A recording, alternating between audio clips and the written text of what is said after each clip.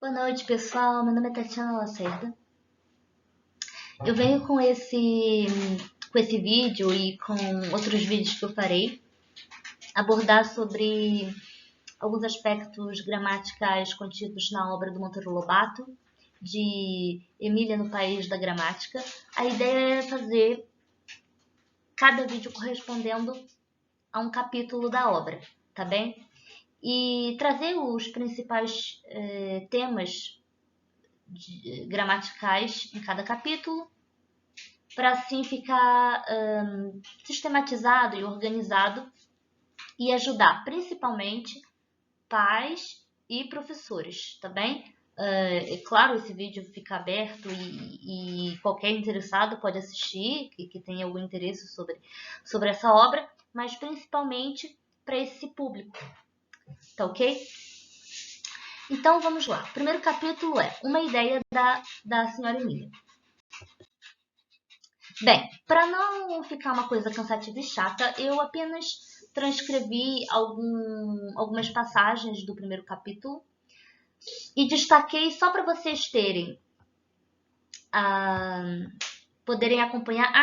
Desculpa, lembrei que é importante vocês terem um livro para acompanhar as explicações. Eu destaquei aqui porque no primeiro capítulo, nos diálogos, nós já temos falando sobre som oral, sobre vogais, sobre consoantes. Tudo bem? Aqui já nós temos também falando sobre acento tônico, sobre sílaba, sobre palavras. Ou seja, a ideia principal desse capítulo é entender a formação da palavra. Como é que nós chegamos à palavra? Ou seja, a partir do som. E aí, a formação desses tons formam sílabas, e sílabas juntas formam palavras. Essa é a ideia principal. Então, quando você, pai, ou quando você, professor, quiser abordar essa obra com seus alunos, com as crianças, certo? Vocês destaquem essa perspectiva mais global da palavra e mostrem aos seus alunos, certo? Ou aos seus filhos, a constituição da palavra. Bem, então, como as palavras são formadas?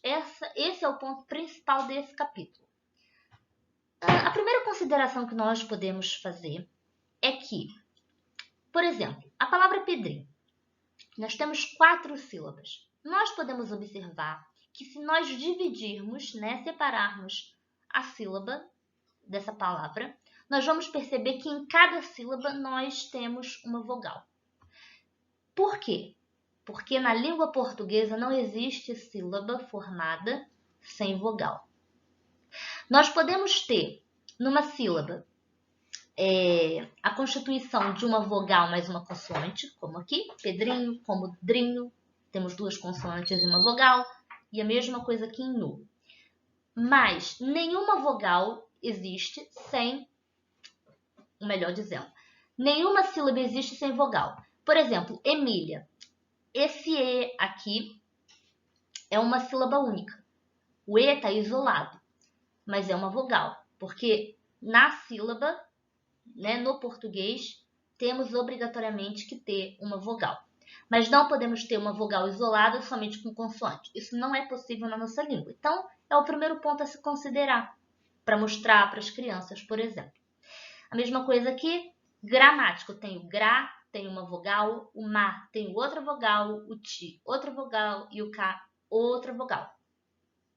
Tudo bem? Então, para formarmos palavra, nós precisamos de sílabas. E para formar sílabas, precisamos de vogais e consoantes, lembrando que quem ocupa o núcleo da sílaba é a nossa poderosa vogal. Tudo bem? E um outro aspecto a considerar nesse primeiro capítulo é sobre o acento tônico. Sobre o acento tônico. Nós podemos classificar o acento tônico em proparoxítono, oxítono e paroxítono. Um detalhe a considerar. Existe diferença entre acento tônico e acento grave. Eu digo isso porque muitas pessoas se confundem. Quando eu falo de acento tônico, eu estou me referindo a intensidade da sílaba, ou seja, a sílaba mais forte. A diferença, basicamente, né? Se o acento tônico se refere à intensidade, à sílaba mais forte da palavra, o acento gráfico ele vai marcar esse acento tônico, ele vai marcar a tonicidade da sílaba. O que acontece é que nem todas as palavras têm acento gráfico, ok? Nem todas as palavras nós assinalamos graficamente.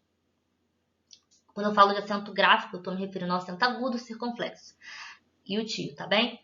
Agora, todas as palavras são acentuadas tonicamente. Ok? Isso é muito importante. Todas as palavras são acentuadas tonicamente, mas nem todas as palavras são acentuadas graficamente. Certo? Então, vamos lá.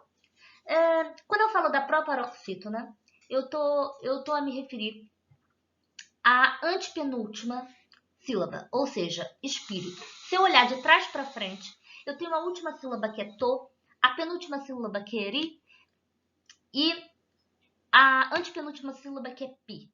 Essa é a sílaba mais forte. Então, quando a minha antepenúltima sílaba é a mais forte, ou seja, tem maior intensidade, ela é chamada de proparoxítona. Quando eu tenho a minha última sílaba sendo acentuada tonicamente, eu tenho uma oxítona, como jacaré. É a minha última sílaba. E eu tenho a paroxítona quando a minha penúltima sílaba é tônica, como verdade. Aqui é até um bom exemplo, porque verdade eu não tenho nenhum acento gráfico. Mas eu continuo tendo acento tônico. Qual é o acento tônico? Da, certo? Eu digo verdade. Essa é a sílaba mais forte. E por isso, verdade é considerada paroxítona, porque é a minha penúltima sílaba mais forte. No entanto, ela não é acentuada graficamente, tá bem? Só para vocês terem esse exemplo para contrastar o acento tônico e o acento gráfico. Bem, com isso, finalizo o primeiro capítulo e no próximo vídeo falarei do segundo capítulo e os temas mais importantes a vocês terem consideração, né, terem atenção para exemplificar, para mostrar para as crianças, tá bem? Muito obrigada e até a próxima.